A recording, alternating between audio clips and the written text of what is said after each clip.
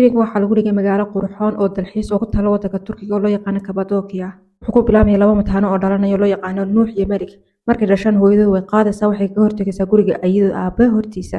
Kadibna way ka tagaysaa waxay guursanaysaa nin taajir ah 27 sano kadib ayadoo way dhimanaysaa. Hadii magaaladii hooyadood ku noolay si usoo weydiiyaan sababta uga tagtay xaqi hooyanimo ay ku lahaayeen. Malik waxay kula kulmaysaa magaalada Jihan. Jihan waxaa dhalay Nuux iyo Malik hooyadood ninka qaba. Waqtiga aabii uu xanuunsanaya waxa ku dhacay kansarka sambabada. Shirkadooduna xaalad xun bay ku sugan tahay $1 bilyan oo dayna waa lagu leeyahay. Aabii wuxuu kula dardaarmay inuu guursado inaabtidii oo loo yaqaan Safilay. Sababta waxa weyn si u badbaadiyaa shirkadda waayo aabaheeda runta ah waa nin taajira laakiin iyadu ma oga. Isaga ma jecla saguna iyada ma jecla. Malik waxay la saaxiibaysaa ayadeed hooyo waxay u noqonaysaa physiotherapist. Hooyada mar walba iyada aragto jooggeedu u dhibo. Walaalkeedna waxa ay habeen telefoonka qawaaya kadib way la kulmaysaa.